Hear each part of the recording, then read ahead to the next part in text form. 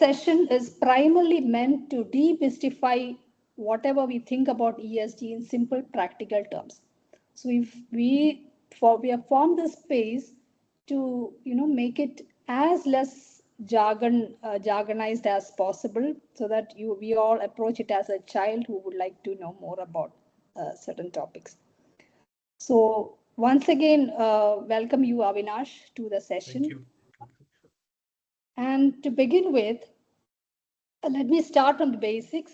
Could you explain to us what is ESG in simple terms for someone hearing it for the first time?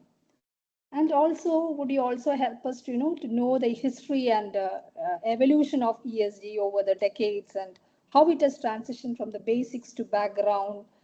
And there is also we also connect that to the UN development goals. So the global development has, whether it has pushed ESG into the mainstream, and it's no longer a sort of one activity, but it is also a part of a strategic imperative. So how do you look at that evolution of ESG over the years? Over to you, Avinash. Sure. Thank you. Welcome everyone to this session.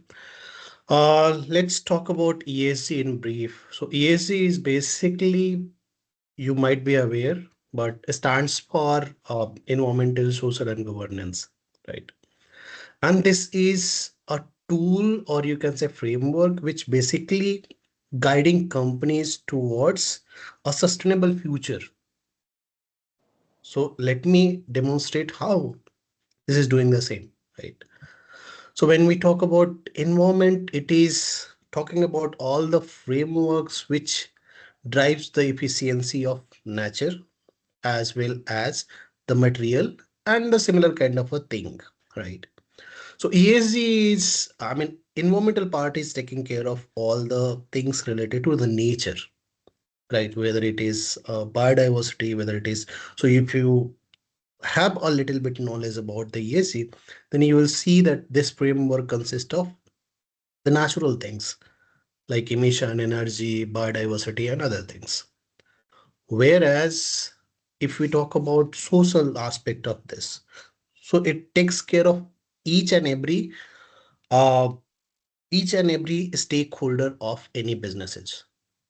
So can you imagine who is not touched by any company? I mean, all of us around us, or all of us are being touched by the companies. We are using their products, we are consuming their products, and then we are trying to sell them some products, right? So social is all about taking care of companies, employees, companies, suppliers, companies, customers, and how their products are being placed in the market. And then afterwards, how they are taking care of all these things. So social is a very human driven thing, or you can say humanistic thing, where basically uh, it is pinpointing all the aspect or all the stakeholders, and then making them comfortable with their products, with their services and everything, right? So this is about society, social, and everything. So community, you can, so let me give you a example, like society, how it is helping basically. So social, if you talk about, let us say a company is or let me just give you a simple example of how you perceive about a company. Like when you talk about Tatas. So Tatas, when you talk, you talk in a respect that they have done so much for the country and they have some ethical values, right? Whereas if you talk about some other companies, you do not look at that way, because Tata has, from the start, they are taking care of their employees at least, and then they emphasizing on qualities, and then they putting human values at first place, I mean, since the start. Okay. And that is why probably we may say that they or people feel that they are doing better, or you can say they are better in terms of ethics or human connections, right? So that is about social, and governance is everything which drives social and environment. So ESG is altogether It is a tool to drive a sustainable growth in any company, any organization. But how it is related to the society and why should we care? I mean, that is a question that we should ask, right? It is about companies, but what is our responsibilities? What is our way of, you can say, putting some efforts to make our nature better, right? So we'll discuss about that. I mean, natural things, but this is about the company. Now, talking to the second part of the question is when it has started. So it has started and its background is very wide, you can say, or you can say very long. So I'll start with a place where people were uh, transferred for slavery, or you can say transferred for doing some kind of a slavery works in other countries by Britishers and everything. People saw that era. People realized that we cannot make slaves, right? And then after this UN foundation, or you can say we formed UN at 1945. Since so UN, when UN was formed, this is not about only about the just preventing the wars. This is also about how are we taking care of our human as a race, right? So with that motive in 1972, we started pondering upon that, okay, something we are doing wrong in terms of industrialization, right? And then that from there only, this things like UNEP came in picture, like United Nation environmental program, right? And similarly, UNDP takes place afterwards, and IPCC and other things. The main, you can say, main force behind this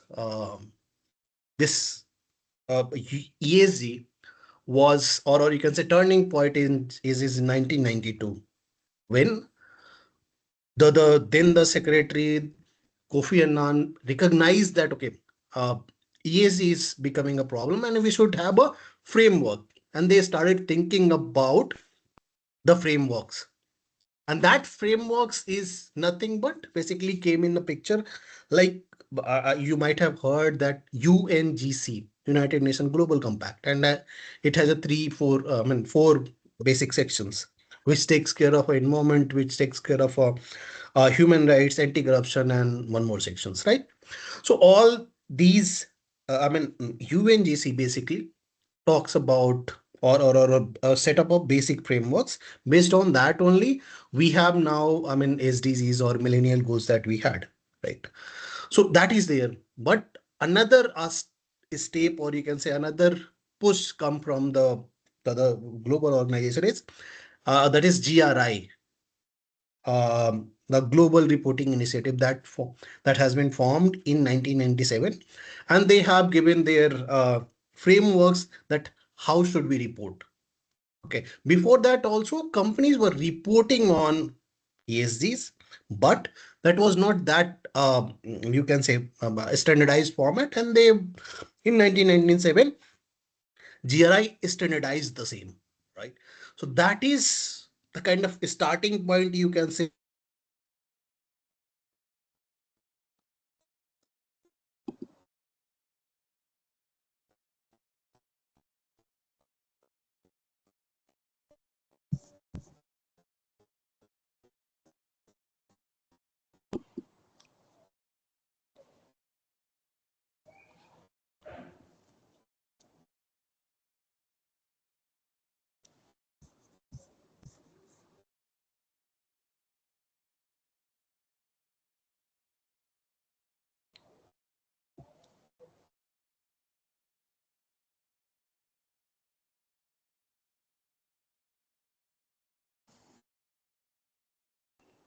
Avinash, we have lost your connection.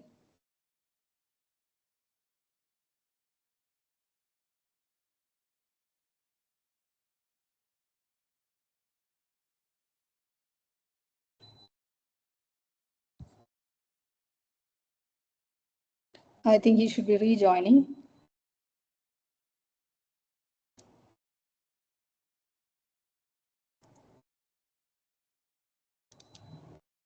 Yeah, Avinash, we have lost your connection. Yeah. Yeah, okay.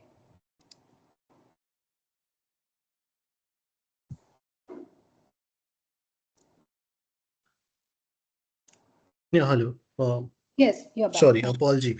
So I'm back. Actually, uh, light has sort of gone. I mean, the electricity problem, and that is why Wi-Fi went out, right? So yeah, so the briefly I explained that how and why this has been started. Like it is started with the slavery kind of a thing, and then people thought of, okay, this is how we should behave as a human race, and this is how we should prevent all those wars and everything. So that was the basic idea, you can say, or that was the basic theme behind having ESG as a framework or tool to advance in further. Yeah. So Vinci, do you are on mute? Yeah. So is it in now? How do you connect this to, has there been any connection to the Paris Agreement and all those, which has happened over the recent decades?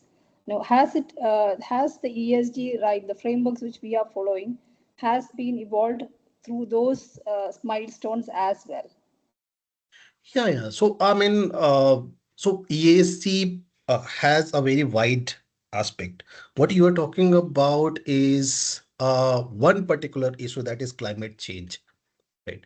So climate change is being driven by Paris Agreement, or you can say, so Paris Agreement is nothing but a part of Conference of Parties, and Conference of Parties is part of UN triple C, and UN triple C, I mean UNF triple C is a part of UNEP that we talked about, right? Okay, okay.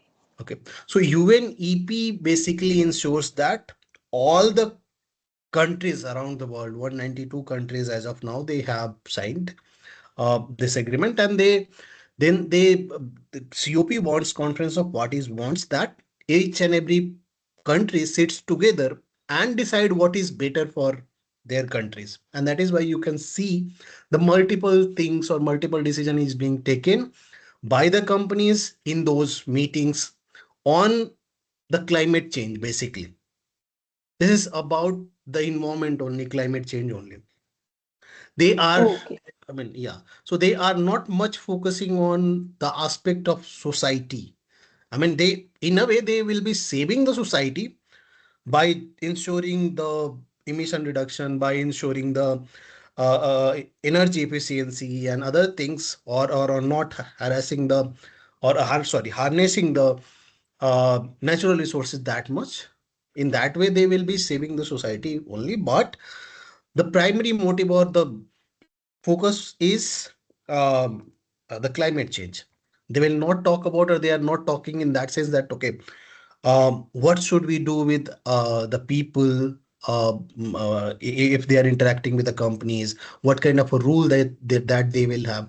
These all things are being taken by either ILO or UN, basically, or I mean, this thing, like the other bodies.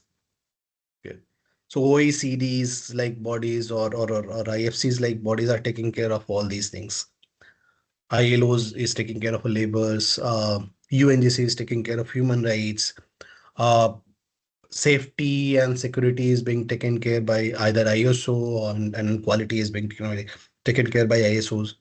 So all these things are there, and then the different organizations have different responsibilities, or they have taken the, I mean, kind of leadership in there, right? Yeah. Okay, okay, thank you. So thank you for answering those questions. About what we understand, or the key takeaway from this answer is that the three pillars of ESG involve environmental, social, and governance. Environment is all about climate, resources, pollution, etc. And social is about people, communities, workplaces, and governance is about ethics, leadership, and transparency. So one myth, like ESG is all about whatever you discuss about climate action is not that. It is just one part of that. So thank you for Yes. clarifying on that. Of course, when we think or we speak about ESG, we come across this term multiple times in our corporate and in our personal life. So let's come to India and see how it affects, or what are the key global milestones that shaped ESG in India, and how have they influenced its adoption in India when it comes to citizens, consumers, or employees. And what do you think is um, Indian company, or to what extent Indian companies are seriously engaging with ESG practices? I mean, what I can see, I mean, since last 13 years, I'm in this space, and I have seen a tremendous advancement in this domain in India at least. So we kind of as a Indian, uh, I would say, uh, well advanced in climate change, right? But other things or other resources, we have regulations, we have everything, but the implementation is kind of poor. So let us talk about the implementing ILO's recommendations and everything. We have already labor laws. We have already recommendation on human rights, child labor laws. I mean, child labor, preventing child labor or forced labor. So we have all these included in our Companies Act, right? Similarly, or labor acts, right? And that is being implemented in India, but in not in that professional way, and that is where we are lacking. Why I'm saying climate change we are better? Because climate change or climate related things has a cost attached around the world, right? So if you are not following, or if you are not reducing your emissions within your company, it may cost you when you sell your product to EU, right? And similarly, and that is why government is worried, and this CCTS, carbon credit trading scheme, take place, or you can say has been notified, and we will have our CCTS available by 2026, right? So it is not far, right? So that is one thing, CCTS, that is making us or placing us in a better position in terms of implementation. We have also uh, we have also kind of promised that we will be, as a country, we will be net zero by 2070.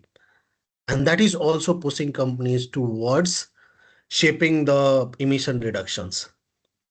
Similarly, we have, or our companies are, or our India has already a desired goal to achieve 500 gigawatts of renewable energy by 2030. Then we have NDCs, like nationally determined contributions, that is about phasing or not having the new coal power plant after 2035. Right. So all these are shaping the climate change, and that is why I am saying that we are well par with, you can say, par with the world leaders, or world. I mean, at a world level, we are at par. But if you talk about implementation of labor laws or implementation of uh, human rights, so people are not connecting in that way. People are not connecting with people with in that way. You can say people are hating each other, and we have some kind of a getting that sense that, or people are not feeling safe, right?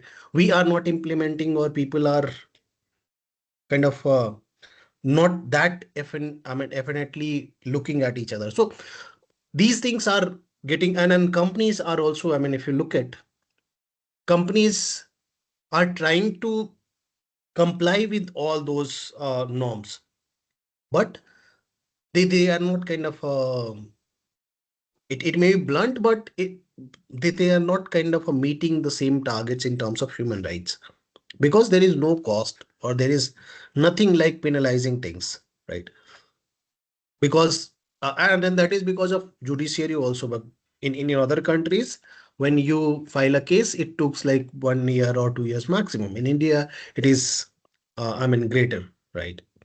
So that is why probably India or societal things, or society as a society, we are kind of lagging behind in terms of ESG. If you talk about as a ESG social quotient, right? But in terms of climate change, we are doing better.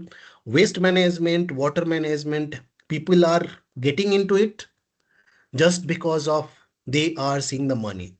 So when you talk about material, and if you are recycling it and reusing it, like one um, major advancement that happened is in India is like EPR, extended producers responsibility, right? So EPR is something which has given a kind of a tool which basically promotes the taking back of their products. So now you in last 3 4 years, you might have seen that companies are talking about exchanges, or they are talking about you can send your products to us.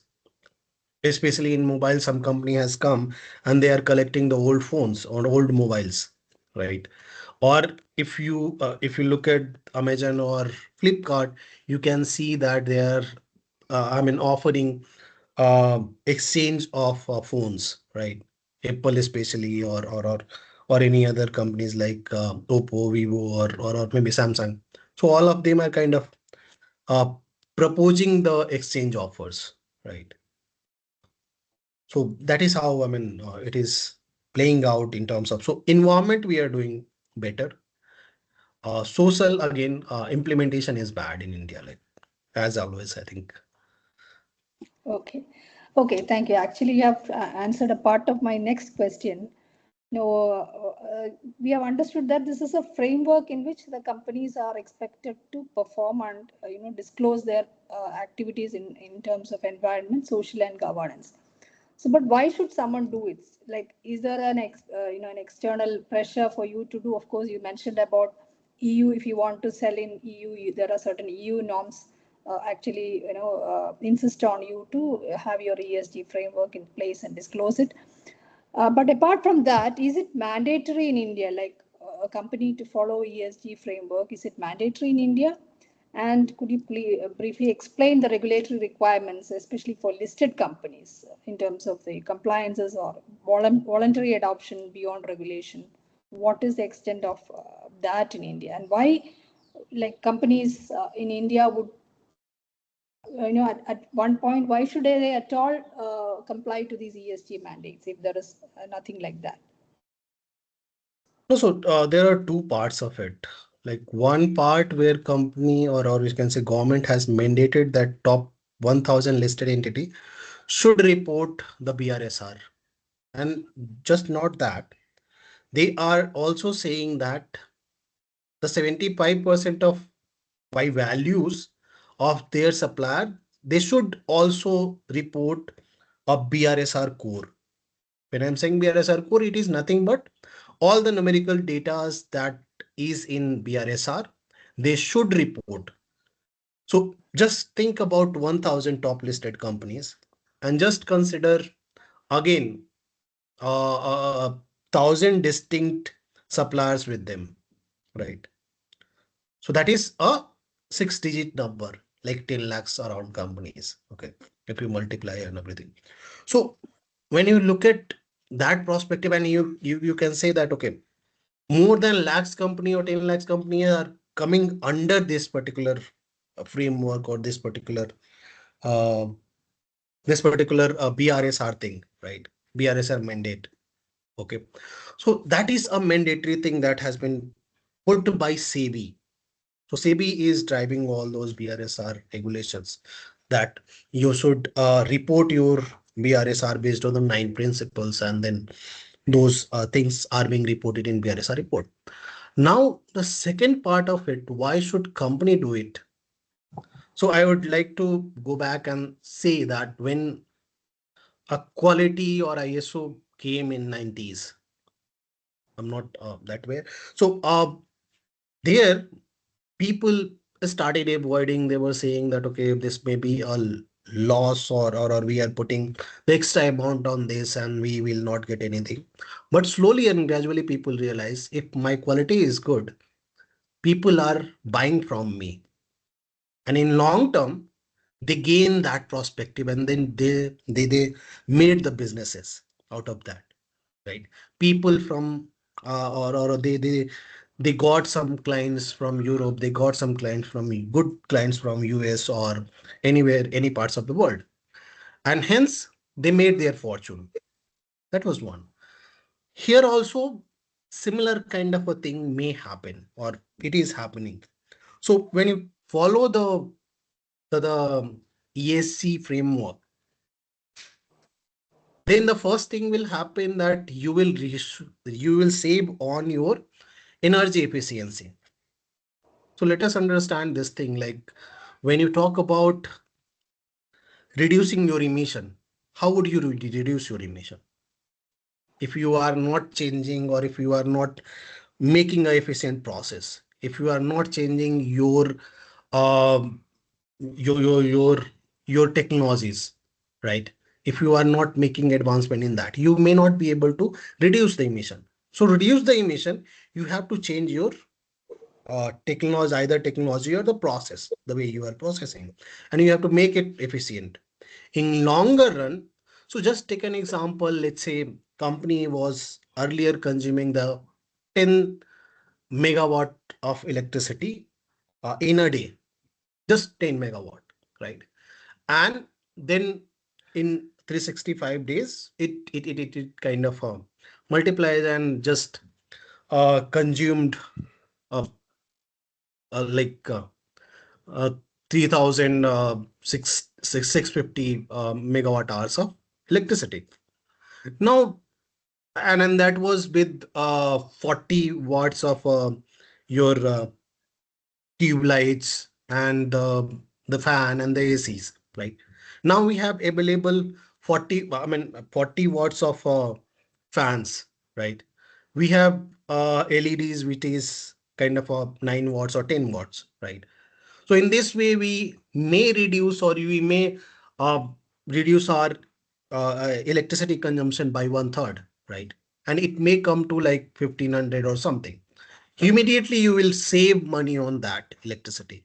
It may be very small initially, but yeah, in long run, it will be high.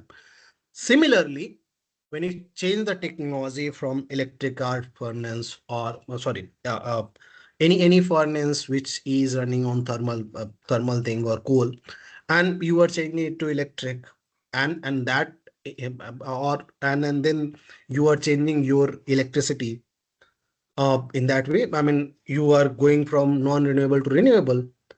This will again the reduce your cost. So these are the immediate gains. Now, long-term gains will be when we follow the rules, or we can say frameworks of ESG. Society will start believing, like uh, believing on Tatas, right? Then your relations will be better with your employees, right? And when your relations will be better with the employees, you will have a less, or you will save cost on hiring, right? You will have less HR as a person. You will require less HR. I mean fewer HR in terms of as a company, and then you will save on the money. I mean on resources. And similarly, if you talk about the talented talents, if you nurture them, if you promote them within, they will be loyal to your company. They will be kind of asset to your company, and since they know your company better, they know ins and out, they will be again adding or innovating within your company, and that will again add up to your values, or you can say the cost. So these are the long term gains that you will get through your people. Similarly, if you talk about the customers. If you are solving your, so just talk about some companies, like two companies recently floated their IPOs, like the two basic major companies in EVs. One is doing far better, I mean, much better in terms of, so both are from Bangalore.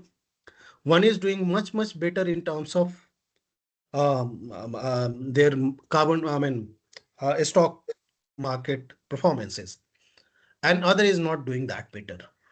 They have the basic differences, their management, right? Their management is very different. They are behaving very different. And that is why both has, one is at the top, other one is going down, right? So this is about the governance that when you talk about, and there are multiple examples when you talk about the Apple, when in 2004, Steve Jobs left the Apple, then the market crashes. I mean, Apple market crashed, right? Similarly, when you talk about Infosys, when Narayan Murthy, I mean, Mr. Narayan Murthy has left his tenure, or you can say he just put his shoes down. After that, the price crashed. Then Vishal Sikka came and some momentum gain were there. But then, I mean, the same thing happened. So people matters, the management matters, right? And that is what governance tells about. So long-term gain is being driven by the social and the governance aspect of it, whereas the immediate gains or the immediate risk management is being done by the this natural things. So material and everything is happening. So that is about EAC altogether. Yeah, thank you, Avinash, for putting it so well, and also thank you for pointing out this quality part of it. Like, we all are aware that some point in time we all thought of some of the companies actually skip the ISO kind of the entire process, but later they identified that if you ISO is one way in which you provide confidence to the customers about the quality of the product. But over a period of time, we understood that quality, you cannot go on projecting your quality alone, but what cost? Is it costing to the environment, society, and governance? So, coming back to that, you were also mentioning about BRSR framework. So, what are the most commonly used ESG framework, and can you also expand what BRSR is, and a few standards which are globally and also applicable in India, and why frameworks exist at all? Uh, so BRSR is nothing but Business Responsibility and Sustainability Report, right? Okay. And this is uh, mandated by the SEBI, top thousand top thousand listed entities only. So if you can look at, I mean, the companies who are listed on NSE or BSE, now they are uh, trying to put, or you can say, trying to have BRSR reports. Right. Uh, some of the common, if you talk about, so I talked about Global Reporting Initiative, that is GRI, the very first one. Then in India, we used to follow the IR, integrated reporting, right? So no longer you can say some of the companies are following, but right now, I mean, not many companies are following the IR, and many people are not even aware about IR, right? So that was, and that is there. Then the new evolutions or new things that are coming is like one is ISSB1, S1 and S2. So that is from the IFRS, and that is why it is getting momentum S1 and S2, right? So International Sustainability Standard Board has given that, I mean, the name is, and then that particular body has come up with this IFRS S1 and S2, right? So that particular things or that particular standard has or a very wide implementation mechanism, and then that is right now it is in evolutionary phase, right? And that is basically catering to US as of now. I mean, some companies are following, but most of the companies around the world is following GRI. Then again, the another you can say sorry, another the global reporting that is being talked is CSRD's ESRS, like European Sustainability Reporting Standard, right? So that is already there. That is already in place. I mean, they have been discussed, and from the next year by 2026, they will start publishing the reports in there, right? So that is again another framework that is getting momentum, right? But the old lord is GRI, and that is still relevant. Most of the companies around the world, 80-85% companies used to report on GRI just because it is older and having most of the things that are relevant to ESG, right? All the frameworks that we are seeing are kind of getting into granularity, but they are not leaving GRI so much. So almost 70 to 80% contents are same if you talk about GRI and other frameworks, right? Only 10-20% that GRI does not have, then I mean those are there, like things related to climate risk assessment or scenario analysis and other things are not into in GRI as of now, but the basic things are there. So this is the difference. So GRI is kind of the first one and the prominent one. SASB comes with GRI, right? So SASB and GRI go together, and these two are kind of forming a good, you can say, reputations around the world, and I mean they have good reputations around the world, and others are kind of catching up. But since GRI has been followed around the world, and people are, I mean, companies are continuously following the same, it will be a leader for, let's say, 4 to 5 years at least. Okay. Okay, thank you. So that actually brings us to the last question. So if any of you have any questions, you can please post it on the chat box. I think we can give more time for them to ask questions and have the interactions with you. The last question is that given all these background and the frameworks which are available, like what can companies which want to adopt or they want to follow an ESG framework, what are the steps that we have to do?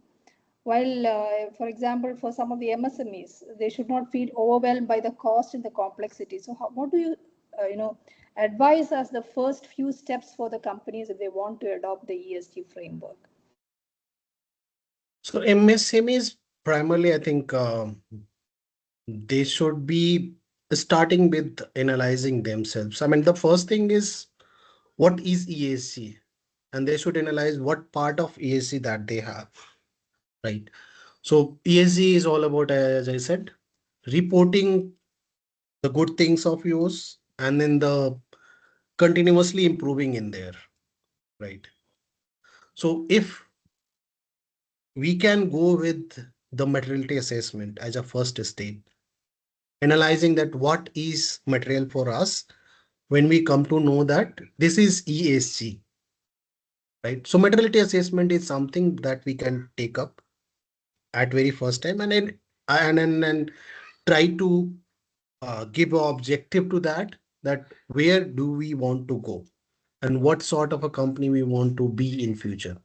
So objective should be there, that what where as a company we want to go, and what are the different material aspects that we can think of, right? So with materiality assessment, we should first identify the materiality assessment, then the key performance indicators within that particular issue, and then we can go ahead in future. So writing sustainability report, or just, let's say, so talking, let's say I'm talking about or talking to a MSME which is into, let's say, in ball bearing manufacturing, right? So ball bearing manufacturing company will have problem with they may be having this materiality assessment, sorry, material topic of climate change. They may have labor issues, so they might be solving that one, right? They will have a material issue with respect to their pay parity, like fair wages. They may have this issue that they are not recycling their wastes. They are just selling it into scraps, or they are not utilizing others scraps, right? So these are the material issues may have for them, right? And if they recognize those material issues, they should be start solving that, and then the reporting that one. So it is nothing that is not aware, or you can say that is not recognized by the company, but they do not know how to report it step by step, right?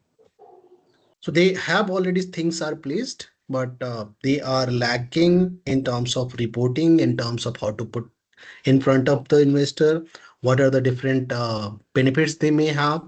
So all these things they may write into a sustainability report. Okay. Okay, thank you so much, Avinash. I think this is a so vast and an evolving subject. I don't think we will be able to cover it in a short period of 1 hour.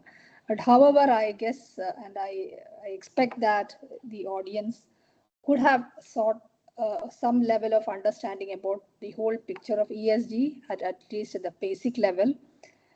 And when also we have covered, the basics of what ESG mean and what are some of the frameworks and what is the scenario available in India, how it has evolved over the years, and in terms of what is SEBI and SEBI is mandating on the top 1,000 companies in India, and hopefully we should be expecting that this will also become a mandate for most of the Indian companies over the coming years.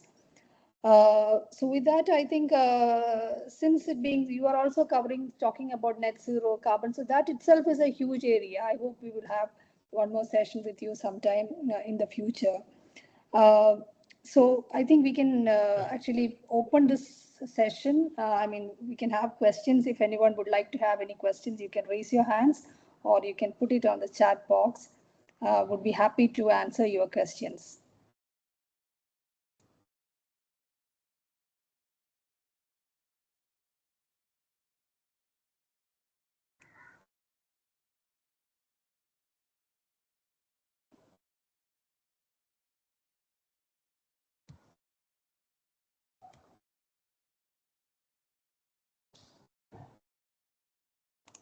Anyone, if you have any questions, you can please come forward.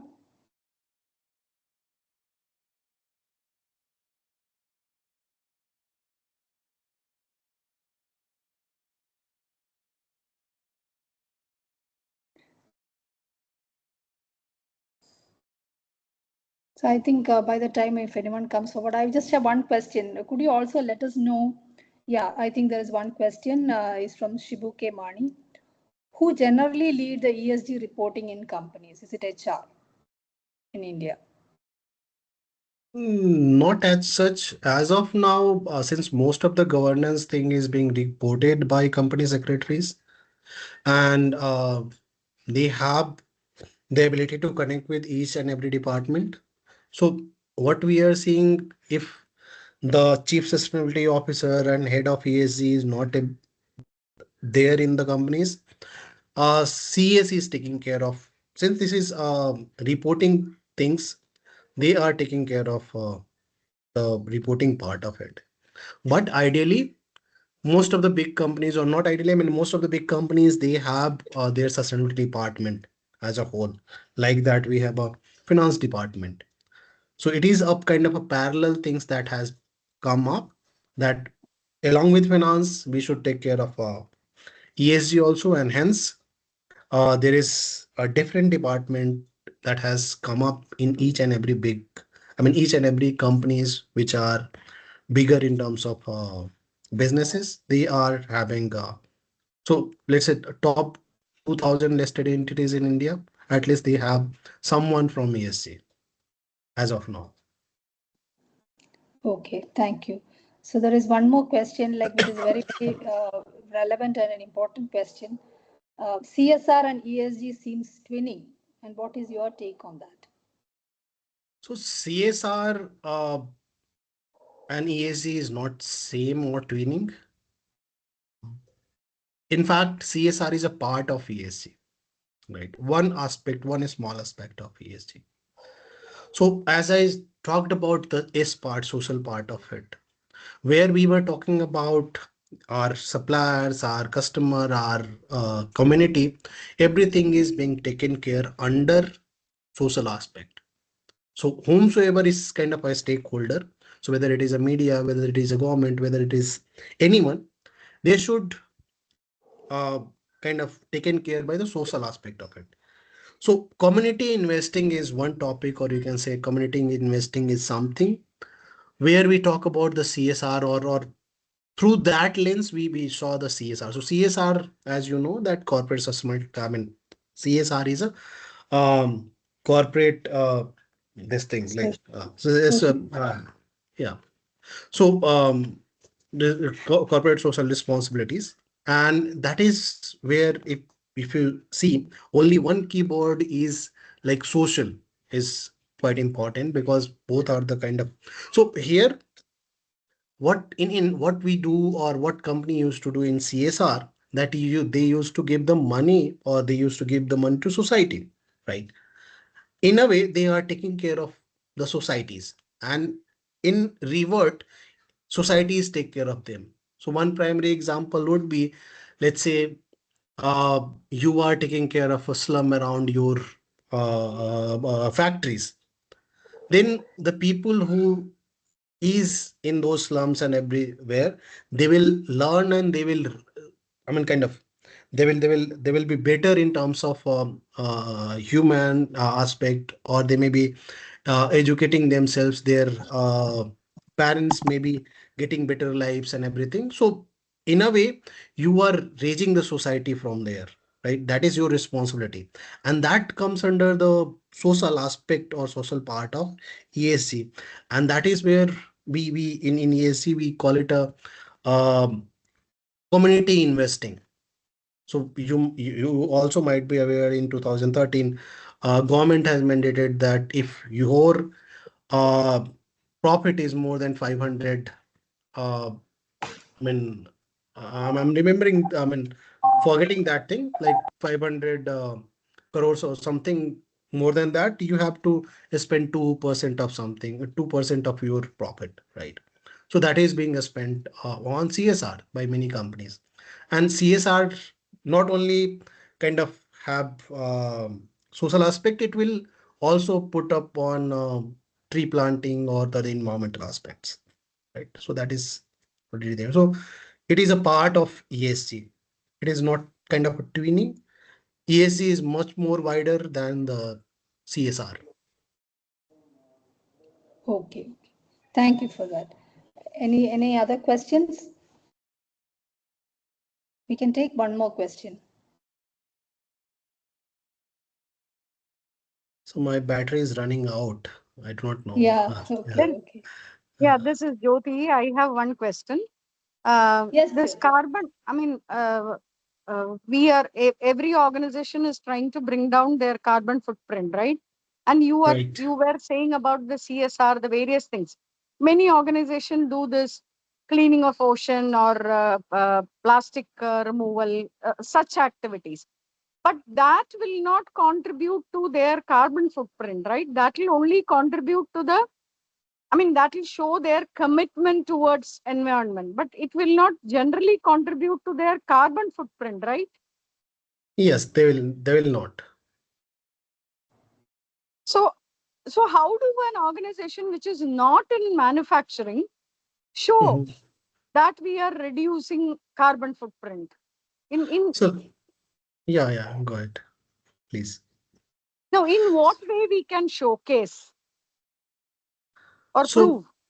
no, so there are, I mean, three parts of carbon emission, or you can say scope 1, 2, and 3.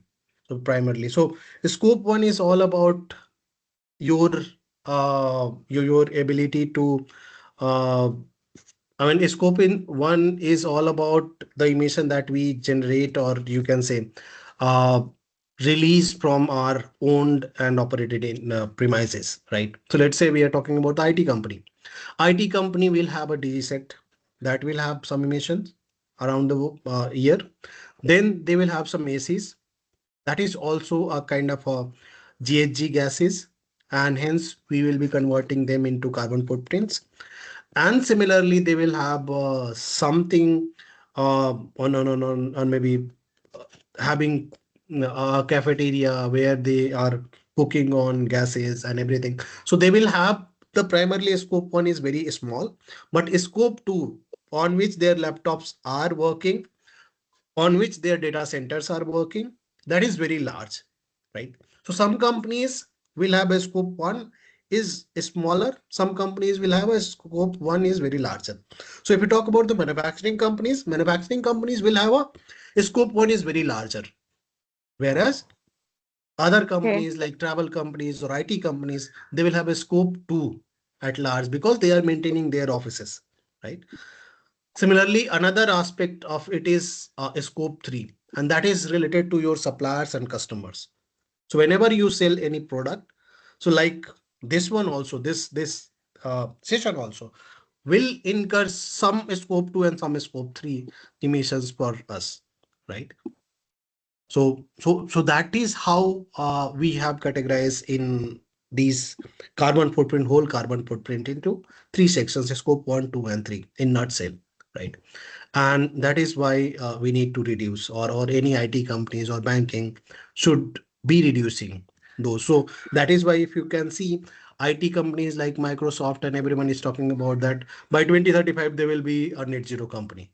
If you go through their reports, right? So they have a less obligation towards it. Hope I answered your question. Yes, yes. Thank you, Avinash. I'm able to visualize how we can contribute towards reducing carbon footprint. Thank you. Yeah. Yeah, thank you. Thank you, Jyoti. Actually, that itself is a very vast subject where you cover all these scope 1, 2, and 3. But thank you so much, Avinash, for answering that in a very crisp manner. We have one more question, but I hope, do you have time, Avinash, for a moment to answer that, and then we'll close this. Yeah, I can. This Since question is about which ESG action gives the maximum impact with minimum effort for an organization in general. uh, I mean, it is about the perspective. It is not about the impact in terms of. So if you look at with a business lens, or in a sense like profit lens, then uh, it will have a different answer, right? But when you look at this particular thing with the ESG lens, this will have a so ESG by virtue it I mean by virtue it basically talks about the humanistic value, and most of these things arises from the humanity, right? So whenever you are doing any kind of a fair I mean fair wages, or you can say you are taking care of your employees, and then your employees in turns taking care of your customers, suppliers, it will have a more impact, right? In longer run, your company will have a better values in longer run.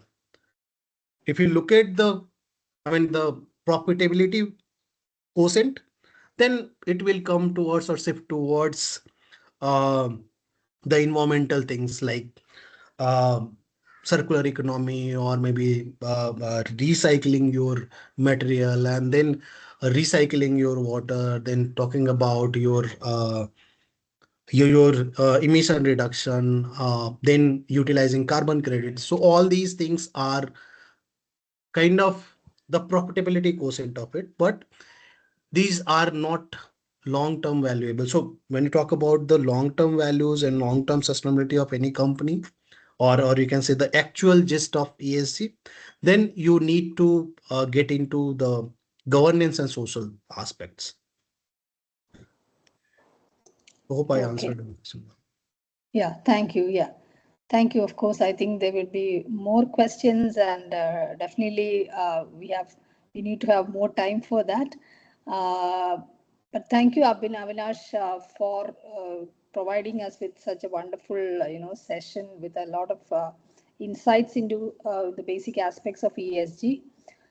And thanks all of you who have joined today and made this a very highly interactive session. And I extend a very big thank you on behalf of Itzserene. This is actually a journey where we would like to have your active participation, and please await more such topics in the future. And we would always love to have you as part of our community where everybody thinks alike in terms of sustainability, climate action, and carbon emissions. Uh, I would also request each one of you to kindly fill in your feedback form so that it will help us to, structure our future programs in a better manner and also come up with topics which will be of more interest to you. So once again, thanks to everyone, and look forward to meet you very soon. And have a good weekend, a Merry Christmas, and a Happy New Year to all of you. Thank you once again. Thank you, everyone. Thank you, Binsi, for having me. Yeah. Thank you. Thank you. Bye. Bye.